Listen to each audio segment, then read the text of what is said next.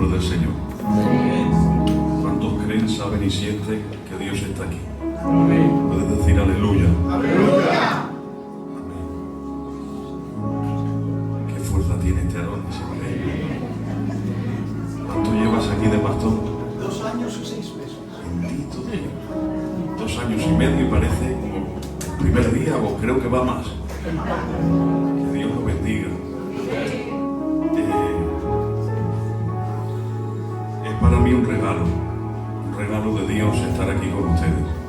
A mí me bendice mucho el Señor de poder estar aquí en esta tarde compartiendo un culto. Yo estaba en el banco y estaba disfrutando. Lo prometo que no me hubiera importado, y sé que se suele decir, pero que lo digo de verdad, que hubiera seguido la hora ministrando porque yo estaba ahí disfrutando de la presencia del Señor. Y la verdad es que es una bendición el pastor que tenéis. Alguna vez me ha dicho, cuando te vayas por ahí, me voy contigo, y lo voy a confesar, no lo llamo nunca para que no me quite el sitio. Muy bien. Porque no hay quien lo aguante. Que Dios lo bendiga mucho. Me da mucha alegría de verles a todos, en especial pues a los ancianos. Estaba recordando con el tío Enrico hace más de 30 años que mi papá salía de sala y entraba él.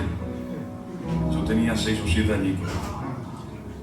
Y luego el tío Burri me ha hecho mucho bien, me ha hecho tranquilizarme, como ha dicho, hemos estado orando para que Dios te use.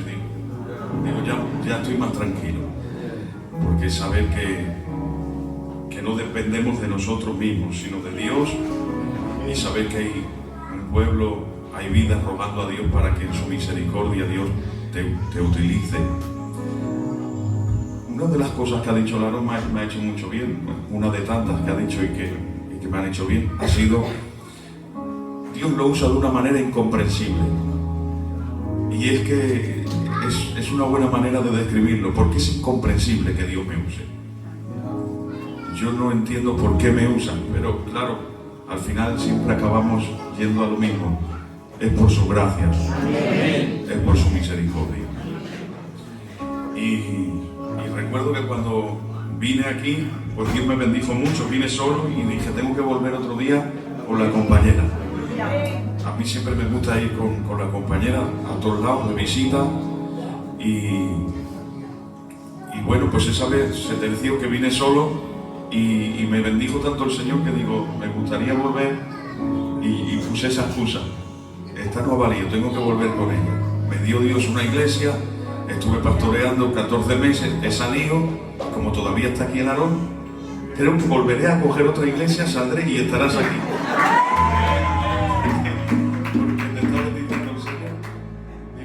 Voy a aprovechar. Amén. Entonces, creo que no hay prisa, ¿no? Si les parece bien, le dejamos que la Yolanda nos cante una alabanza. Y luego yo comparto una palabrica que tengo en el corazón. Si podemos aflojar alguna luz, Yolanda pasa por aquí. Amén. Y seguimos adorando a Dios en esta tarde. Todo con nuestros ojos cerrados.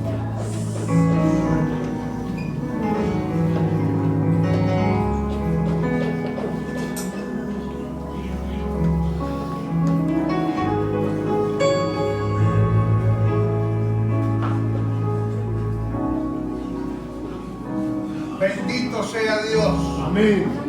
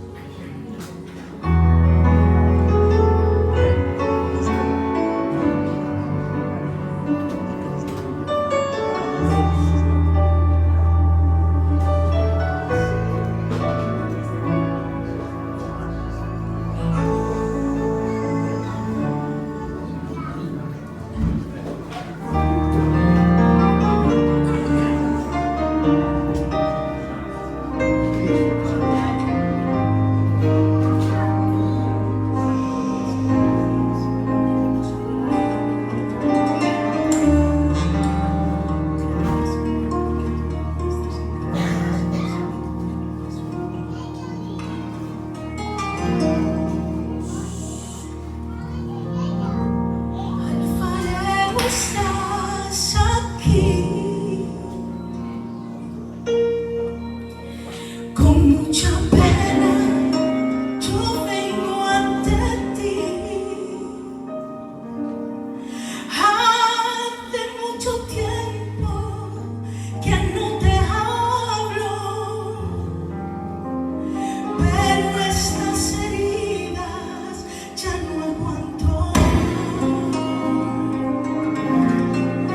Al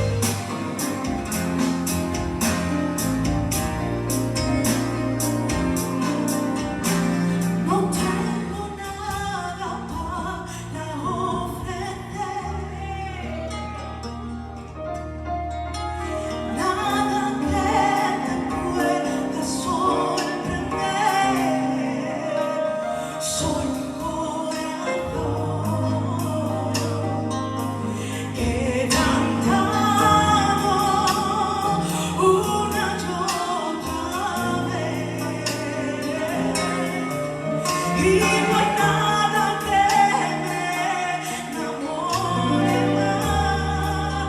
No hay nada que me apasione más. Solo tu presencia, solo tu mirada me hace suspirar. Me invito ante ti, que perdona multitud de mis errores.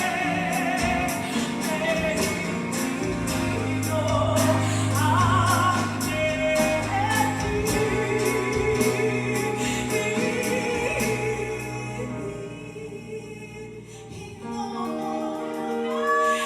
Eternamente divino, impresionante, divino, solo ante ti yo me inclino. Tú me diste mi tormenta, me libraste de la prueba, me llevaste mi tristeza, me cambió la vida entera, me vistió con ropas nuevas, puso alegre mi cabeza, me columna de su fiesta, como un padre me desea. Estoy convencido que tú siempre has sido la mano que me sostiene, que seca mi lágrima.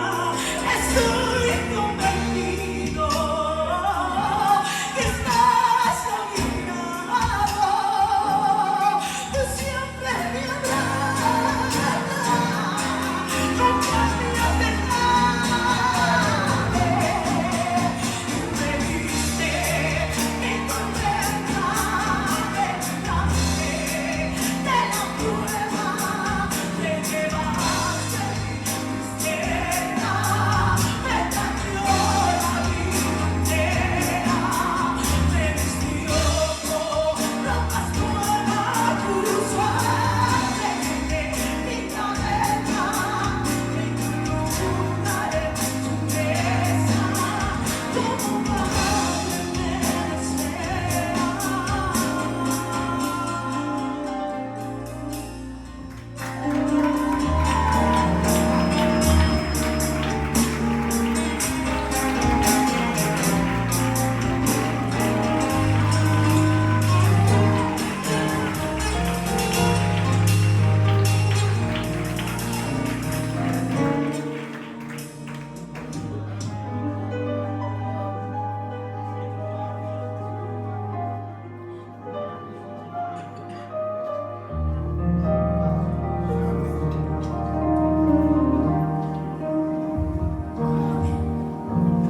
Damos las luces a alguien que pueda.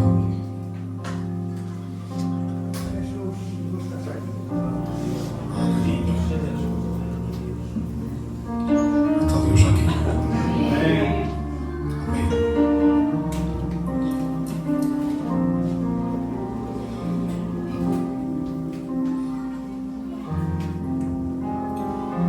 Sin más, vamos a hacer lectura de la palabra.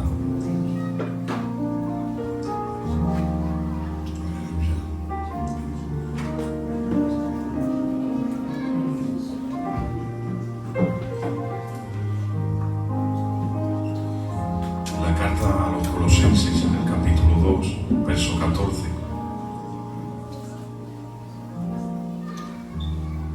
Quiero, Señor. Verso 15 dice así: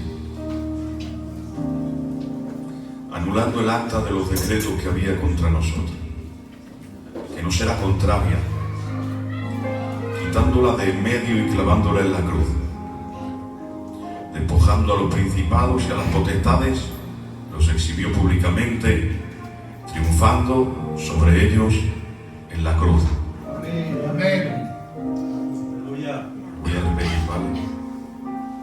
Anulando el acta de los decretos que había contra nosotros, que nos era contraria, quitándola de en medio y clavándola en la cruz, y despojando a los principados y a las potestades, los exhibió públicamente, triunfando sobre ellos en la cruz.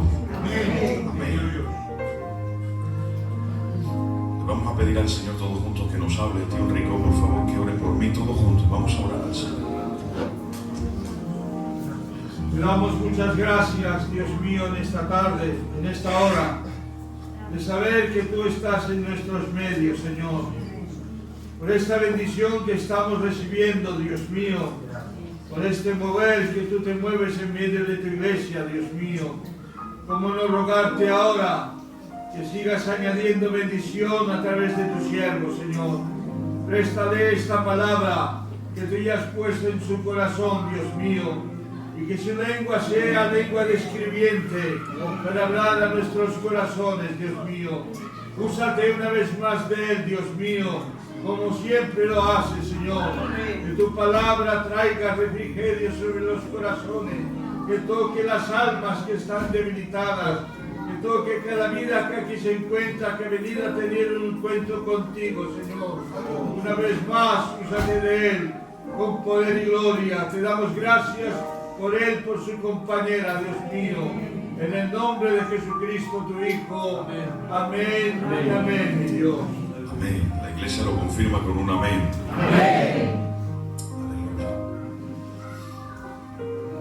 Bueno, sé que conocen el verso que hemos leído.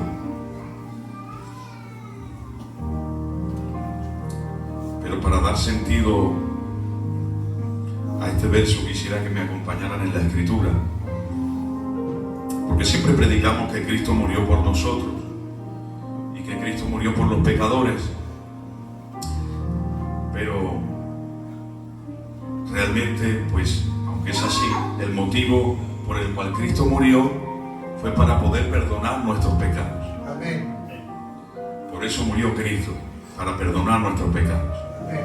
para limpiarnos con su sangre. Amén. Tiene mucho peso si te paras a pensar que esto no fue algo fortuito, sino que fue un plan perfecto.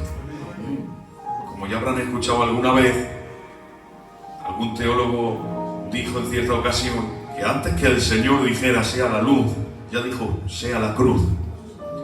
Porque el hombre todavía no había pecado y Dios ya tenía preparada la solución para el pecado del hombre. Luego el Señor no improvisó la cruz, sino que ya tenía preparada la solución antes que el hombre pecara. Es decir, todavía no había creado al hombre, ni lo había puesto en el huerto del Edén, ni el hombre había pecado, y Dios, ya sabiendo que iba a pecar, preparó la solución para su pecado. Por eso les decía que me acompañen en la Escritura, donde dice la Biblia: en el principio creó Dios los cielos y la tierra. Y ya saben ustedes, la tierra estaba desordenada y vacía, y el Espíritu de Dios se movía sobre la faz de las aguas. Creó Dios la lumbrera mayor, la lumbrera menor. Creó las estrellas, las flores del campo, los animales, las aves de los cielos, la vegetación. Y después de haber creado todo, dice la Biblia que del polvo de la tierra Dios creó al hombre, que sopló en él aliento de vida y que después de haberlo creado y haberle dado vida, lo puso en el huerto. Y le dijo: mira, enseñórate de todo, ponle nombre a los animales, come de todo árbol que hay en el huerto, pero te voy a decir algo, Adán. Puedes comer incluso del árbol de la vida, pero no comas del árbol de la ciencia del bien y del mal. Porque el día que comieres ciertamente morirás. El pecado no es otra cosa que la desobediencia. Algunos se preguntó por qué puso Dios un árbol en el huerto. Porque era la manera que tenía el hombre de demostrarle a Dios su fidelidad y su obediencia. Si no había manera de desobedecer, ¿cómo le estaba mostrando el Señor que él era fiel? Y lo único que le puso fue este mandamiento: come de todos los árboles menos de este. Era algo sencillo, pero aún así el hombre desobedece, quebranta el mandamiento. Ya sabéis ustedes, la serpiente sedujo a Eva y a Adán y ambos comieron. Pero el mandamiento era el siguiente: el día que comas, Adán, ciertamente morirás. Come de todo árbol menos de este, porque el día que comas ciertamente morirás. Pero ahora vemos que Adán come del árbol, pero no muere. Pero el Señor había dicho: el día que comas morirás. Pero aquí no estaba hablando solamente de la muerte física, sino que también estaba hablando de la muerte espiritual. Luego tampoco le dijo que iba a morir instantáneamente, sino que el hombre fue creado para no morir, y en el momento en que el hombre come del árbol, ahora el hombre cambia esto, y aquel que no iba a morir ahora va a envejecer, va a enfermar, y más tarde, más temprano va a morir. Eso es lo que hizo Adán, pecando y desobedeciendo. Le abrió la puerta a la muerte. Pero no solamente estaba hablando de esa muerte física, como les decía, sino que también estaba hablando de la muerte espiritual. Como saben ustedes, la muerte espiritual es en dos pasos. La muerte espiritual es la segunda muerte. Y esa segunda muerte se efectúa cuando alguien ha sido condenado y es echado al lago de fuego. Esa es la segunda muerte. Pero para que alguien sea echado al lago de fuego tiene que haber muerto físicamente sin haber nacido de nuevo. Porque claro, el hombre está muerto en sus delitos y pecados. Alguien dijo: el que nace solamente una vez morirá dos veces, pero el que nace dos veces solo morirá una vez. Porque el que solo nace de cuerpo, morirá de cuerpo y morirá en espíritu. Pero el que nace físicamente, luego recibe a Cristo como su Salvador, se arrepiente de sus pecados y nace de nuevo por segunda vez, este morirá físicamente, pero no morirá eternamente. La muerte eterna es esa que se efectúa en el lago de fuego y azufre. Y déjenme decirles de paso, me gustaría decirles que es algo tan sencillo como que cuando el hombre es condenado, es echada su alma y su espíritu al lago de fuego y allí son exterminados y se acabó. Pero no es tan sencillo. Si puedes quitarme el rever, que a mí no me gusta, que aún sigo siendo de pueblo. No es tan sencillo.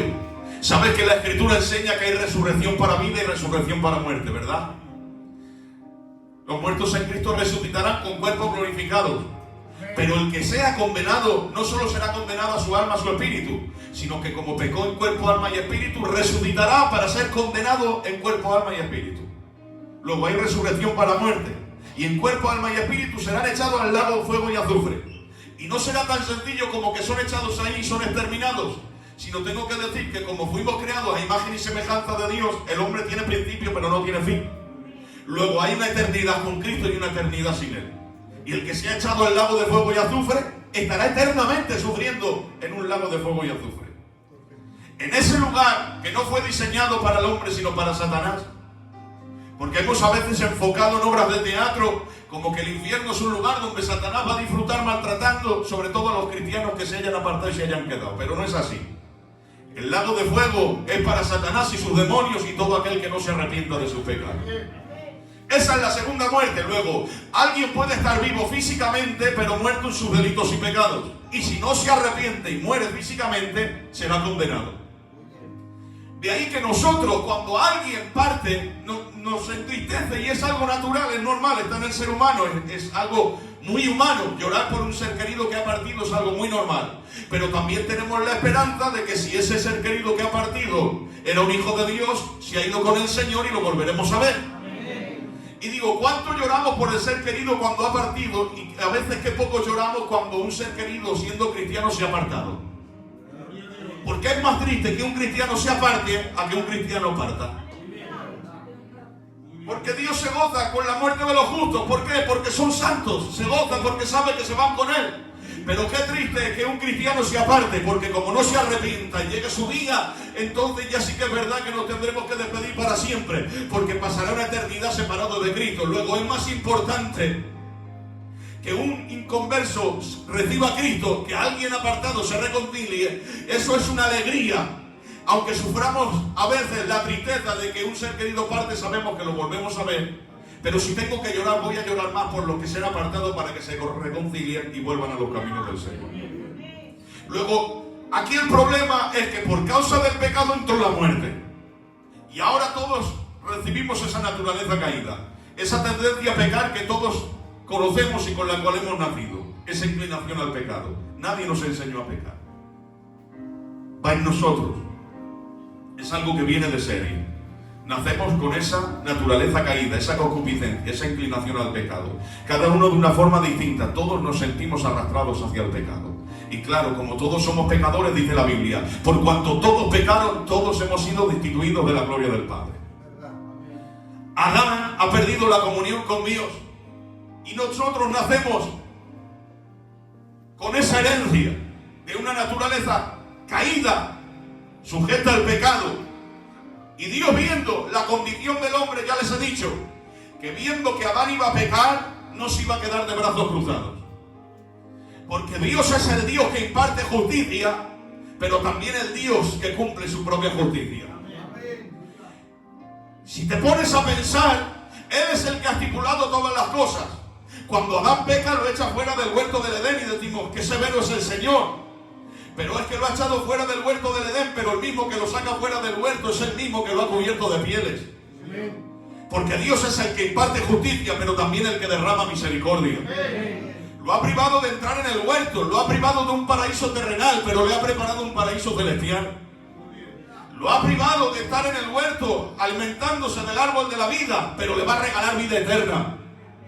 Y ahora nosotros vemos que el hombre ha sido destituido y que por cuanto todos pecamos hemos sido todos destituidos de la gloria. Pero has impartido justicia, danos una solución, tranquilos. Que el Dios que estipuló que el que peca tiene que morir es el mismo que ha estipulado que sin derramamiento de sangre no hay remisión de pecados. Y ahora digo, ¿qué cosas? No entiendo que el Señor, sabiendo que el hombre iba a pecar, aún así lo creara. No entiendo que el Señor supiera que poniendo el árbol el hombre iba a comer y iba a tener que sufrir el castigo. No lo entiendo. Luego hay quien se pregunta si sabía el Señor que Satanás se iba a revelar. ¿Por qué lo ha creado? No lo sabemos. Lo creó siendo luzbel y se reveló. No lo entiendo. Y ahora empezamos a preguntar preguntas humanas por las que queremos entender a Dios bajo nuestro conocimiento limitado y humano. Y quiero decirles que no lo entiendo yo tampoco. Que hay preguntas que no tienen respuesta. Es así, nos encontramos con circunstancias en la vida que no tienen explicación. Cuando un ser querido parte no tenemos explicación. Cuando una enfermedad golpea una vida joven nos volvemos locos y decimos, ¿por qué permite esto Dios? A veces vemos que hay malos que le acontece como a buenos y buenos como a malos y no tiene explicación. Pero ahora díganme ustedes, ¿ven ustedes también que tiene explicación? Que sabiendo Dios que creando al hombre, el hombre se iba a revelar, que lo iba a tener que castigar, que lo iba a tener que sacar del huerto. Y al final de todo, para redimir al hombre que Él iba a crear, Él iba a tener que hacerse hombre, iba a tener que morir en una cruz. ¿No os dais cuenta que si no entiendo muchos males de la tierra, menos entiendo que Él siendo Dios se hiciera hombre? Y aún menos entiendo que sabiendo que Él iba a tener que pagar la deuda de nuestro pecado, Él estipulase un precio tan alto. ¿Os habéis pegado a pensar en esto? Sin derramamiento de sangre no hay perdón de pecado. Pero si sabes tú que el único que va a poder pagar esa deuda eres tú, ¿por qué no has puesto un listón más bajo? Y simple y llanamente entiendo esto, que Dios nos amó tanto y nos valora tanto, que no quiso poner un precio bajo, puso un precio alto para que entendiéramos que no nos ama a cualquier precio, que nos ama por encima de todo. Es incomprensible. Voy a decir algo, jamás nunca se pagó tanto por algo que valía tan poco. Yo me miro y no lo entiendo.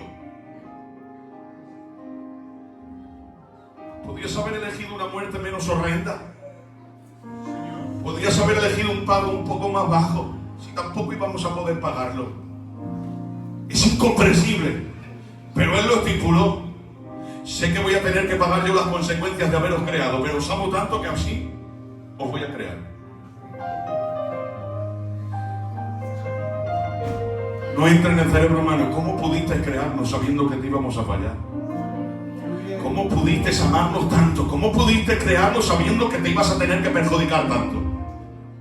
Porque aquí el que más se ha perjudicado ha sido él. Es que el Señor sabía, es que mira, es que no tiene sentido la vida. Claro que no tiene sentido la vida. La vida no tiene sentido si no tienes a Dios. La vida sin Dios no tiene sentido. ¿Qué sentido tiene? ¿Qué sentido tiene formar una familia si sabes que lo único seguro en la vida son los sufrimientos? No tiene sentido en la vida. Vamos a ver, si Dios no existiera, si no pones a Dios en la ecuación, ¿para qué seguir? ¿Para qué seguir con esto? Si lo único que le aseguras a una criatura cuando nace es que va a padecer, es lo único seguro en la vida. Y le irá mejor o le irá peor, pero sabes que más tarde o más temprano le va a tocar sufrir. El sufrimiento va incluido y la muerte también. ¿Qué sentido tiene? Pero claro, cuando pones a Dios en la ecuación, sabes que por encima del sufrimiento está el amor de Dios y por encima de la muerte está aquel que nos ha dado vida. Por eso cuando entiendo esto le digo: Señor, no entiendo el porqué de las cosas, pero menos entiendo tu amor por mí. Luego no me queda otra cosa que, no entendiéndolo, decirte gracias, porque no hay otra manera de vivir. Cuando tienes a Dios tienes que vivir agradecido por el don inmerecido que te ha dado, y ese don inmerecido se llama Jesús. Ahora vemos que entonces Él ha estipulado la deuda y Él ha estipulado el pago. Y viendo que el hombre no podía pagarlo, ¿qué hizo Él? Pagarlo por nosotros. Dice la Escritura, acompáñenme, ¿vale? Vamos a volver ahora a los Evangelios, vamos al Nuevo Testamento, para saltarnos el Antiguo Testamento, donde todos pecaron, estipularon el sacrificio, pero esos sacrificios ya sabían que eran de animales. El que pecaba era un hombre, el que moría un animal. Luego la sangre de los animales no borra, no limpia, sino que solamente tapa o cubre. Y ya sabéis que Dios no es un Dios de tapar, Dios no tapa a nadie, eso no va con Él, era algo simplemente pasajero. Os voy a dar la oportunidad de hasta que venga mi Hijo a la tierra, para que tengáis un poco de alivio vosotros, y en parte mi justicia se calme. Voy a daros este método: me vais a sacrificar, porque yo soy tan bueno que al que sacrificio es muy bajo y muy sencillo. Voy a mirar vuestro corazón, y viendo arrepentimiento el sacrificio me basta. Mira, soy tan bondadoso con vosotros que el que no puede ofrecerme algo grande, me voy a conformar con una ofrenda pequeña. Lo único que no voy a poner en negocio alguno, no voy a negociar con el arrepentimiento. Me da igual que la ofrenda sea pequeña mientras detrás haya arrepentimiento. Pero el pueblo se profesionaliza y empieza a hacer sacrificios muy bonitos, pero sin arrepentimiento. Y Dios le dice: hastiado estoy de vuestros sacrificios, no me gustan los sacrificios, esos sacrificios no sirven para nada, porque no hay arrepentimiento. Dios cierra los cielos durante 400 años, hay un silencio, hasta que llega el momento que un ángel se ha aparecido a Zacarías y le ha dicho: Zacarías, tu mujer te va a dar un hijo, y este le va a preparar el camino al Mesías. Nace Juan el Bautista y nace Cristo. Y cuando nace Cristo, durante 30 años está ahí como si nada. Parece que es un hombre cualquiera, un carpintero común y corriente, pero a la edad de 30 años Juan el Bautista está haciendo bautizo, y en medio de una multitud de pecadores aparece uno que es diferente al resto. Juan lo identifica y tiene que decir: he ahí el Cordero de Dios que quita el pecado del mundo. Hay otra versión que no dice quita. ¿Sabes qué dice Aarón? He ahí el Cordero que carga con el pecado del mundo, porque eso vino Cristo, a cargar con nuestro pecado. Ha sido bautizado como un vulgar pecador más, pero claro, cuando Dios lo ve, el Padre, bautizándose entre una multitud de pecadores, rompe su silencio, se abre el cielo, desciende el Espíritu Santo en forma corporal de paloma, y se escucha la voz del Padre que dice: este es mi Hijo, en quien tengo complacencia. ¿Queréis ver la Trinidad? Ahí la tenéis, la voz del Padre, el Espíritu Santo en forma de paloma, y el Hijo siendo bautizado. Es que, señores, no hay nadie como nuestro Señor. Fue tan obediente que el Padre lo tuvo que honrar. No fueron los hombres, fue el Padre. Y claro, se bautiza, es lleno del Espíritu Santo, y es llevado al desierto, y allí es tentado, y empieza a ser tentado, y le dice: a ver Jesús, llevas 40 días enmayado, ¿qué te parece si transformas estas piedras en pan? Vamos, demuéstrame que eres el Hijo de Dios. Si eres el Hijo de Dios, haz que estas piedras se conviertan en pan. Y ahora el Señor le dice: escrito está, no solo de pan vivirá el hombre. Ahora yo pregunto, ¿qué pecado es transformar una piedra en pan?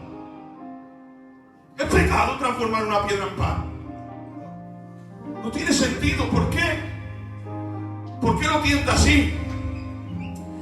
A mí me gusta ver esto. Digo, ¿qué hace Satanás tentando a Jesús? ¿No sabéis quién es? veía rasgos en él que lo tenían en un desconcierto total. Es que a veces veo un hombre, pero a veces veo al Hijo de Dios.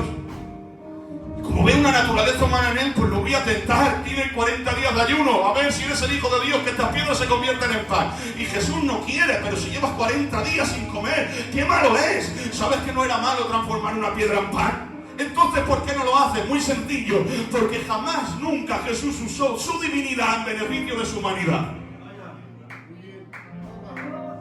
Porque Él no vino a vencer como Dios, Él vino a vencer como hombre. Si Él transforma la piedra en pan, luego podríamos decir, cuando a Él le convenía usaba su divinidad, cuando a Él le convenía usaba su humanidad, pero Él se humilló hasta lo sumo. Por eso, para darle de comer a la multitud hago los milagros que haga falta, pero para alimentarme a mí mismo no, porque como Dios ya lo vencí en el cielo, he venido a la tierra a vencerlo como hombre, no porque yo tenga necesidad, sino porque vosotros tenéis necesidad, y he venido en representación vuestra. El primer Adán cayó en un Edén, pero el segundo Adán triunfó en un desierto. ¡Viva Dios, que no hay nadie como Él! Apláudele, apláudele.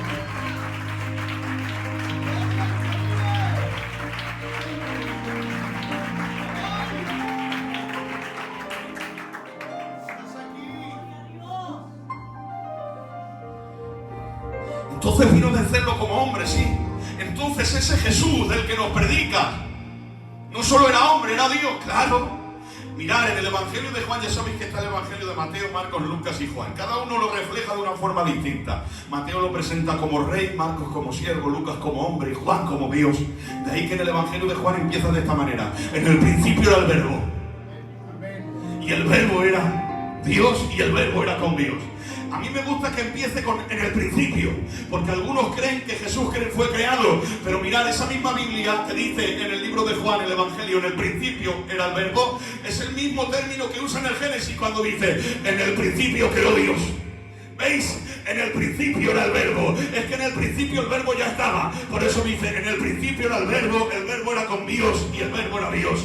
Y ahora dime, David, muéstrame quién es ese Verbo. ¿Quién es? En el verso 14 dice, y aquel Verbo se hizo carne y habitó entre los mortales. Porque el que se hizo carne era el Verbo y el que caminó sobre la tierra era Jesús. Pero hay una versión de la Biblia textual que dice, y aquel Verbo se tabernaculizó. ¿Veis? No dice se encarnó, dice se tabernaculizó. ¿Sabéis por qué? Porque él era el tabernáculo andante que estaba paseándose por Jerusalén, por Judea, predicando el Evangelio. ¿Por qué tabernáculo? Porque el tabernáculo estaba hecho de oro y de madera de acacia. Y sabes, en ese tabernáculo se derramaba sangre. En el interior estaban las tablas de la ley. Y allí hacían sacrificios, derramaban la sangre. Y allí estaban en el interior las tablas de la ley que señalaban nuestro pecado. Cuando la sangre de los corderos era derramada sobre el propiciatorio, esa palabra se usa, la palabra expiación, que quiere decir tapar o cubrir. Y tapaba o cubría la ley que nos señalaba. Pero ¿qué era? Madera y oro.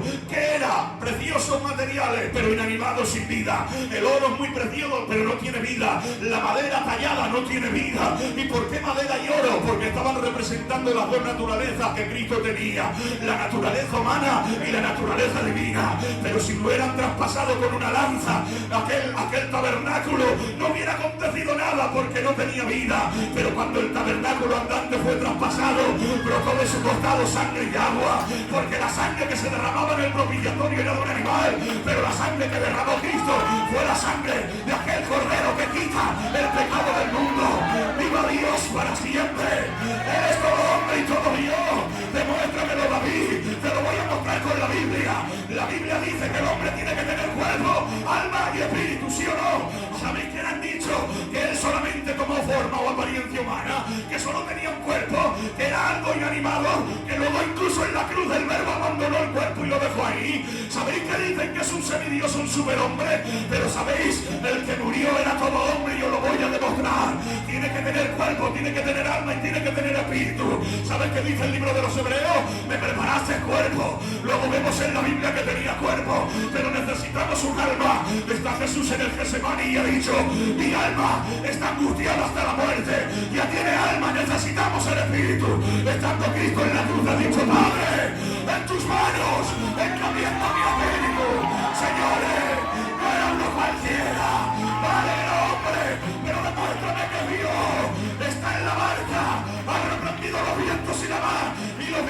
que más le obedece ha llegado la gana. Y un poseído le ha dicho, ¿por qué vienes a atormentarnos antes de tiempo? Pero Jesús le dice, enmudece, ¿por qué no callas? Porque no quiero recibir la gloria de un demonio. Ya tuviste vuestra oportunidad en el cielo y no la aprovechaste. ¡Callado! ¡Que no recibo la gloria de los demonios! ¿Quién es este? Es el que perdona pecados y dice, ¿cómo se atreve a perdonar pecados? Si solo Dios puede perdonar pecados, pues precisamente, señores, porque el que perdona, el que camina sobre las aguas, el que resucita muerto, no es un profeta más, es Jesús, el Hijo de Dios. ¡Aplaudan el Señor!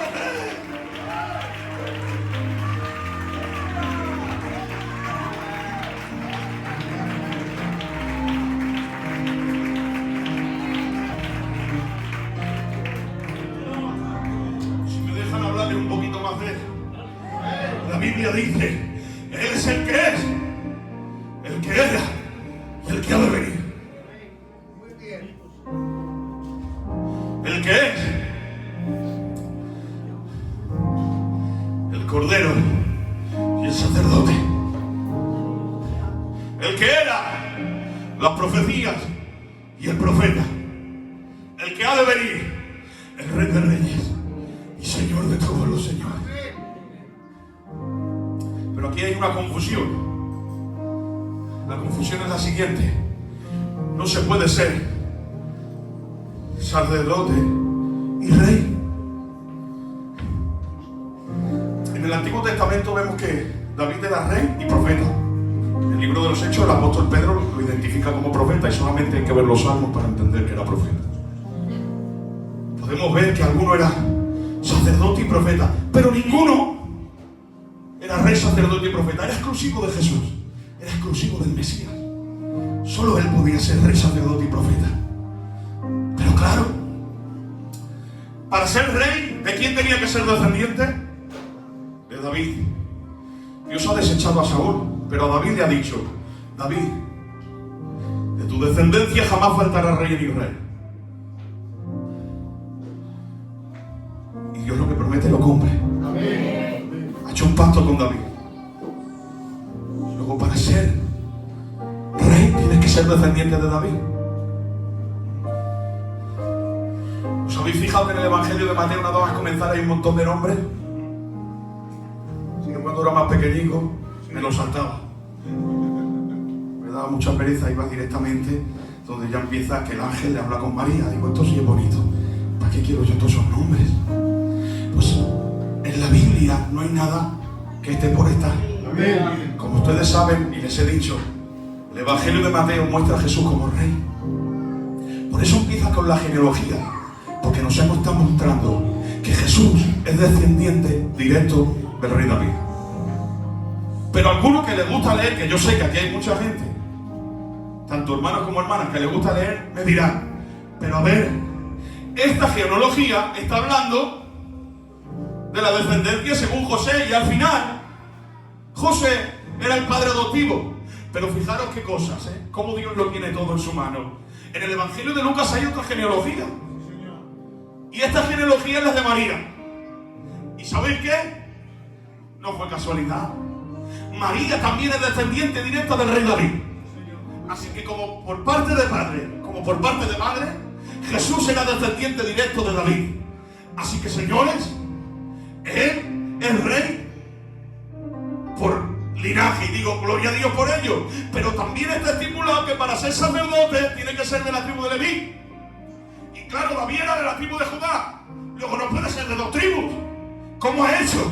Porque claro, si eres descendiente de David, eres descendiente de Judá, no puedes ser descendiente ni de Moisés, ni de Aarón, ni de Leví. ¿Cómo has hecho? Es que Jesucristo no era sacerdote según el orden de Leví, porque los levitas tenían fecha de caducidad. Los sacrificios que hacían los levitas tenían fecha de caducidad. Era algo que tapaba, cubría, pero que llegaba el tiempo en que iba a caducar. Pero ¿sabes qué dice en el libro de los Hebreos? Que Jesucristo no es levita, ni tampoco sacerdote según el orden de los levitas, que tenía fin. Él es levita, no, él es sacerdote según el orden de Melquisedec, y Melquisedec es un sacerdocio eterno y para siempre, porque los levitas sacrificaban animales, pero Jesucristo se entregó a sí mismo, siendo el cordero sin mancha, el cordero perfecto, y este, señores, no tapa, este no cubre, este borra todos nuestros pecados, los echa al fondo del mar y nunca más se acuerda de ellos. Y dice la Biblia, ahí va Iglesia de Gracia, porque la Iglesia de Gracia no tiene un sumo sacerdote que tenga que ofrecer sacrificio por sus propios pecados, porque los israelitas sí, el sacerdote iba a pedir perdón por ellos, pero se iba aparte y decía, primero sacrifico por mí, que ayer mentí, pasaba y engañé, tengo odio, tengo rencillas y tengo rencor, y sacrifica por sus pecados, y cuando se ha purificado, sacrifica por los pecados del pueblo. Pero dice la Biblia que nuestro sumo sacerdote no, señores, él no tuvo que ofrecer sacrificio por sus propios pecados. Él es el único hombre que ha puesto los pies sobre la tierra y jamás nunca pecó. Y digo yo, gloria a su nombre para siempre. Y yo pienso a veces y digo, yo oro para no pecar, porque como no ore peco. Pero sin embargo está estudiando la vida de Jesús y dice, y se apartó a orar, y se apartó a orar, y se apartó a orar. Y yo digo, si Jesús no puede pecar, ¿por qué ora tanto?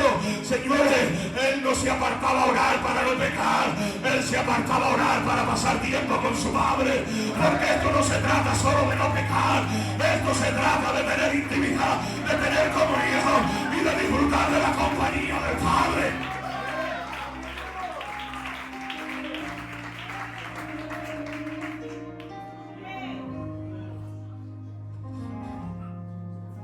Y otro como él.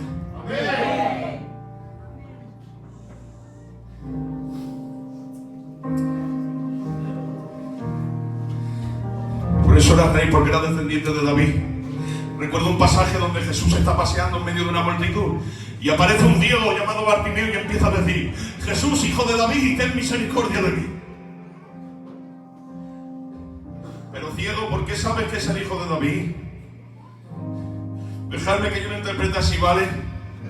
Si eres un ciego, si solo has escuchado hablar de él, ¿y sabes qué pasa por aquí? Porque escuchas el ruido de la multitud. Muy sencillo, aunque soy ciego, soy judío, y me han enseñado desde que nací que el Mesías, el libertador, el Cristo, nuestro Salvador, tiene que ser descendiente directo de David. Y he escuchado cómo predica, y he escuchado lo que hace, y por consecuencia no hay otra. Este tiene que ser hijo de David sí o sí, porque si este hace lo que hace y este dice lo que dice, es el Mesías. Y si es el Mesías, enseña la Biblia que este es el hijo de David. Por lo tanto, gritó en voz del cuello, hijo de David. ¿Sabes qué le estaba diciendo con hijo de David? Le estaba diciendo, Mesías, Salvador, heredero del trono, verdadero rey. El que está en el trono es un farsante, Herodes es un falso rey que no ha puesto Roma. Tú eres el verdadero, el que tiene que estar en el trono. Y digo, ¿qué cosa? El ciego lo veía y los fariseos no. ¡Qué triste! Pero hoy la Iglesia de Gracia decimos, Jesús es el hijo de David, Jesús es el verdadero rey, Jesús es nuestro Salvador, Jesús perdona nuestros pecados. Y no solamente eso, Jesús es el Hijo de Dios.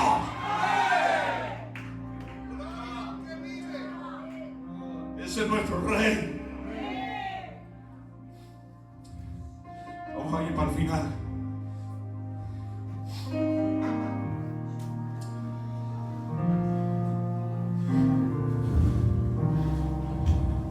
Se ha entregado, como ya sabéis, porque él no murió involuntariamente. Él entregó su vida. Y ahora veo que cuando lo venden, lo juzgan injustamente, lo golpean durante toda la noche, tiene que cargar con un madero. Y hay algo que a mí me rompió, me hacía hasta mal, porque no lo entendía. Veo a Jesús cargando con un madero y que lo tienen que ayudar. Y digo, ¿por qué lo tienen que ayudar? Y lo peor no es que lo tienen que ayudar. Lo peor es que el que le ayudaba lo hizo a la fuerza. Sí, Señor. Gloria al Señor. Yo veía, digo, Es un síntoma de debilidad. Yo no quiero ver a Jesús así. Él no podía dar síntomas de debilidad, que no puedes con el madero.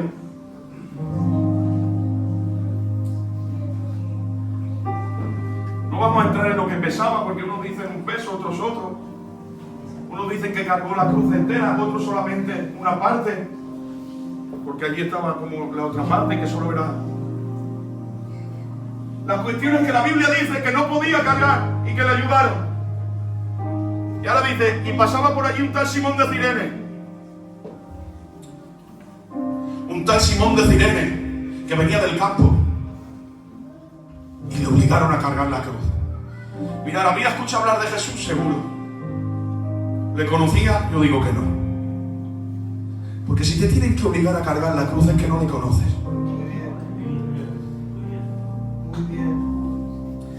Dejarme una aplicación pastoral que si no, no soy yo. Si te tienen que obligar a cargar la cruz es que no le conoces. Muy bien. Muy bien. Al que tienes que obligar a hacer las cosas, Aarón, es que no conoce a Jesús. Porque le conoces, no haces las cosas por obligación. Pregunto, si hubiéramos estado nosotros allí, ¿nos tendrían que haber obligado a cargar con la cruz? Te lo hubieras pensado 2 veces por no sentirte digno.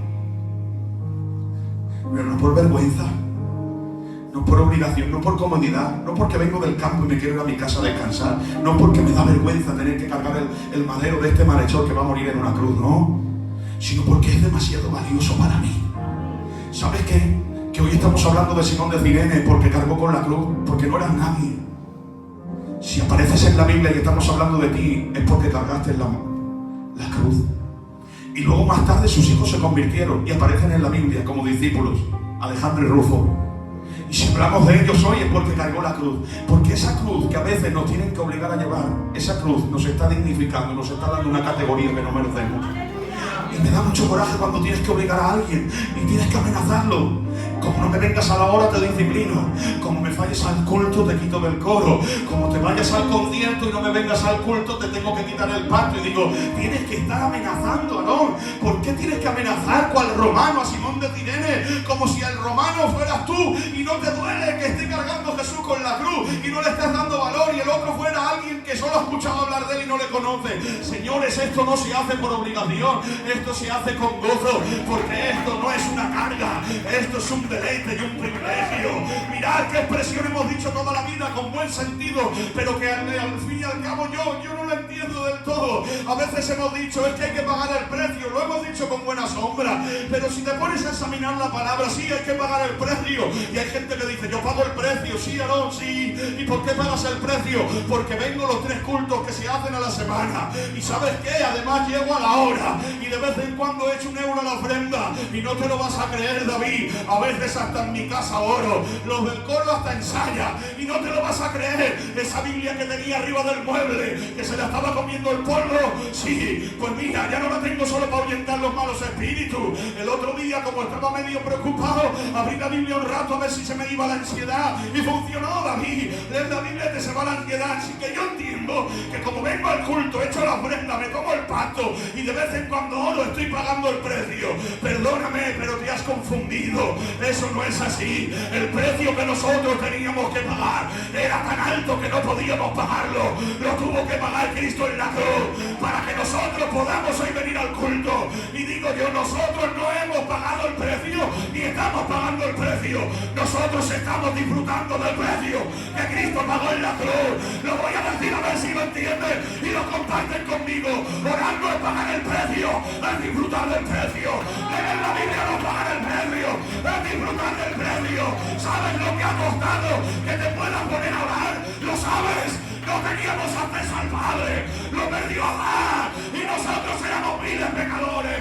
Pero estando Cristo en la cruz del Calvario, ha dicho, Padre, consumado es. El velo del templo se ha rasgado de arriba abajo para que todos sepan que no han sido los hombres, que ha sido Dios. La comunión la perdió más, pero también la comunión la recuperó Dios. ha abierto el velo del templo, ese velo que nos impedía entrar al lugar santísimo, donde estaba la gloria de Dios, y ya no necesitas un sumo sacerdote que te represente una vez al año. Te pones en tu cuarto de rodillas, le dices Padre, y su gloria desciende para que puedas orar. Cristo tuvo que morir, señores, ha valido muy caro que yo pueda hablar con Él, como para que yo lo considere un castigo o lo considere que estoy pagando algo. Orar no es pagar el premio, es disfrutar del precio más alto que jamás nadie pagó. Gloria al Señor.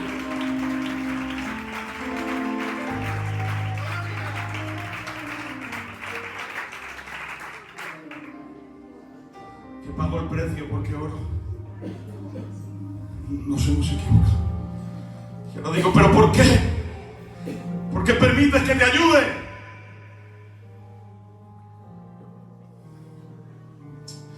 Me lo enseñó Dios así, Aarón. Mira, llevo toda la noche sin dormir, sin comer, ni beber agua. He perdido mucha sangre. Estoy medio deshidratado. Me faltan las fuerzas. Me han golpeado tanto las espalda que al cargar con el madero me roza las heridas. Y es algo insoportable. Y yo lo haría con agrado, pero la madera pesa. Y acuérdate que no uso mi divinidad. Y como hombre, un hombre sin dormir, sin comer, sin beber y que ha perdido tanta sangre, le faltan las fuerzas para cargar con ese cachopado. Por eso como ha dormido, se ha alimentado bien, puede cargar con el madero y yo no. Pero mira una cosa, os dejo cargar con mi cruz y yo cargo con vuestro pecado. Porque vosotros podéis cargarme en la cruz, pero vosotros no podéis cargar con vuestro pecado. Vamos a hacer ese trato. Me lleváis la cruz y yo llevo vuestro pecado. Por eso dijo Cristo, el que quiera venir en pos de mí, que tome su cruz y que me siga. Y hay gente que ha tomado la cruz pensándose que esto era un pasatiempo. Y cargamos la cruz y le seguimos a hacer milagros. ¡Qué bonito! Yo quiero seguir a Jesús. Vamos a sanar a un ciego. ¡Qué bien! Vamos a echar fuera a un demonio. ¡Qué bien! Vamos a resucitar a un muerto. ¡Qué bonito en la cruz! Vamos a bautizarnos. Venga, hacemos vídeos, fotos. Las niñas las vestimos que parece que se casan. Los niños que están haciendo la comunión. Hacemos 40 fotos y decimos ¡qué bonito en la cruz! Pero nos hemos equivocado. Le hemos puesto adornos a la cruz. Y la cruz no era para adornarla, ni pasearla, ni presumir de ella. La cruz no irse de visita con el Aarón. Eso es un privilegio. La cruz no venir al culto y escuchar 4 cánticos. Eso es un gozo. La cruz era para algo diferente. Y ahora después de hacer milagros, prodigios y sanidades, ven que Jesús empieza a subir a lo alto de un monte. Y ahora dicen, ¿a dónde va? ¿A quién va a sanar? ¿A quién va a resucitar? Pero cuando llegan a lo alto del monte de la calavera, ven para que realmente era la cruz. Era para morir en ella. Y cuando ven eso, muchos la abandonan, muchos la dejan y salen huyendo. Porque, señores, la cruz no es para exhibirla. La cruz es para morir en ella. Por eso dijo Cristo, el que quiera venir en pos de mí, tome su cruz, niéguese a sí mismo y sígame. Mientras no me niegue, no soy cristiano. Tienes que negarte y perdonar al que no se lo merece. Tienes que negarte y dejar de guardar rencor. Tienes que negarte y dejar de buscar excusas para seguir pecando. No puedo estar justificando lo malo que hago. Tengo que entender que no es mi concepto, ni el concepto de Filadelfia, que lo dictamina si yo vivo en santidad o no vivo en santidad. Es la palabra de Dios. La palabra es viva, la palabra es eficaz. Quiero Dios que muramos para poder nacer de nuevo. Gloria a su nombre.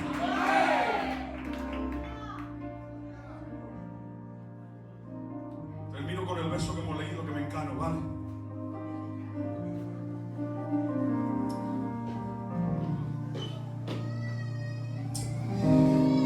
Despojando a los principados y a las potestades, los exhibió públicamente, triunfando sobre ellos en la cruz.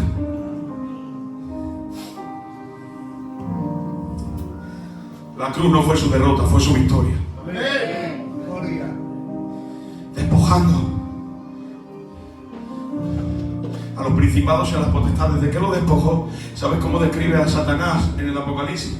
Como el acusador de los hermanos. Lo despojó, ya no puedes más acusar a nadie. Tú ya no acusas más. Yo los he perdonado, tú no acusas. Lo despojó, se despoja la fuerza. Cuando alguien despoja a otro es porque lo ha vencido. Y los exhibió públicamente. Está tomando el apóstol Pablo una referencia romana. Cuando los romanos conquistaban una ciudad, después de haber arrasado toda la ciudad y haber vencido al ejército, si el comandante, jefe o el rey no se quitaba la vida antes, porque algunos para no sufrir humillación se quitaban la vida, si lo conseguían capturar con vida, lo despojaban de todas sus riquezas, se adornaban de sus tesoros y luego lo ataban a su cabalgadura y se lo llevaban paseando para exhibirlo durante un tiempo delante de todo su pueblo para que vean cómo había vencido a ese rey. Lo humillaban y de ahí lo exhibían. ¿Y sabes qué hacían? Habéis visto que en Barcelona y en ciudades emblemáticas hay un arco que conocemos como el Arco del Triunfo. Ese Arco del Triunfo era porque el rey vencedor, atado a su caballo al rey perdedor, lo hacía pasar por debajo del arco diciendo: lo he despojado, lo he triunfado sobre él y lo estoy exhibiendo. De ahí que toma esta referencia el apóstol Pablo y dice: despojando a principados y potestades, los exhibió públicamente. Pero mirad el Arco del Triunfo de Jesús, triunfando sobre ellos en la cruz. Porque el que no entienda de qué va todo esto dirá: Jesús es un pobretico que está muriendo derrotado. Pero señores, la cruz no fue la derrota de Cristo. La cruz fue el arco de su triunfo, donde estaba exhibiendo a principados y a potestades. Los estaba exhibiendo, triunfando sobre ellos en la cruz. Y dice la Biblia que los despojó. ¿Sabéis qué hizo Cristo? Estaba muriendo voluntariamente. Nadie le llevó a la cruz a la fuerza.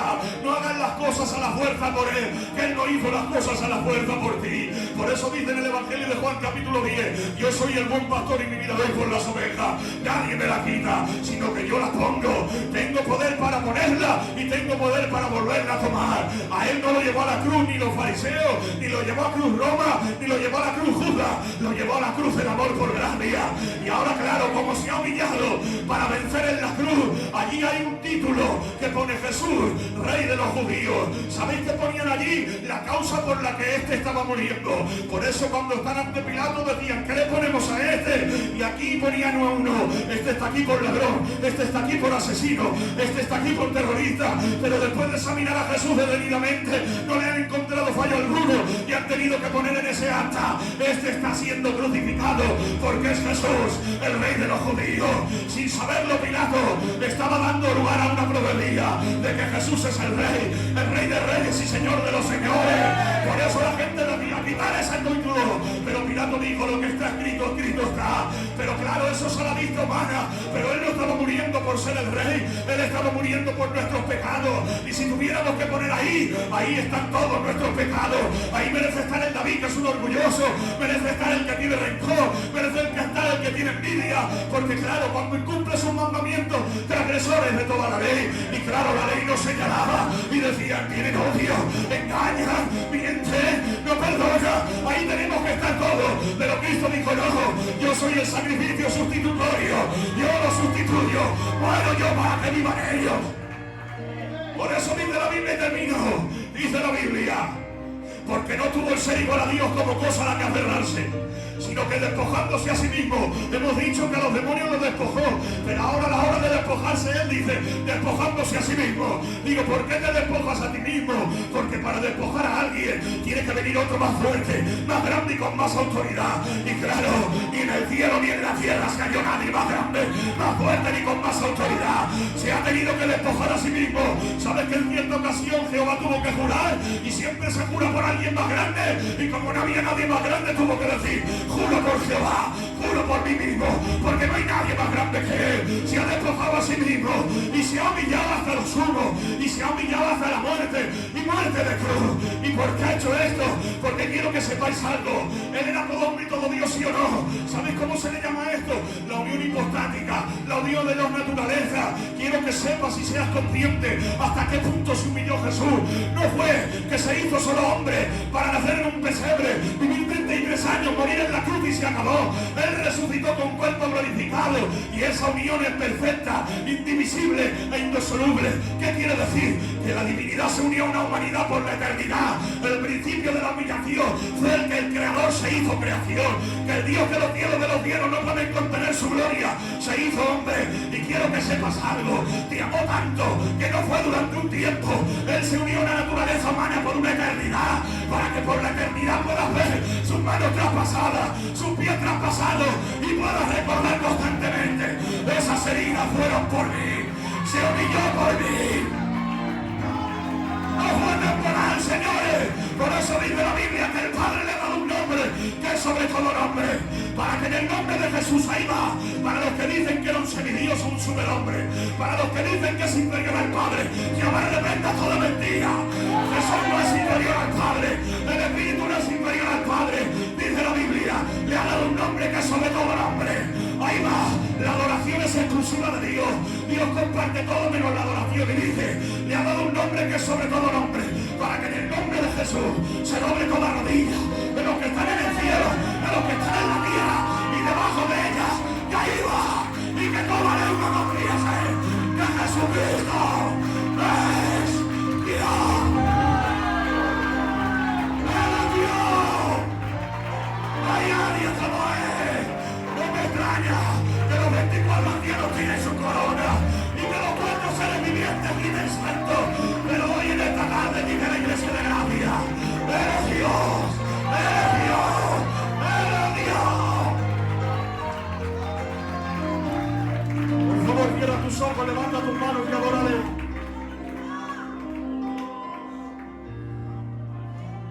Todo el que pueda se pone de pie.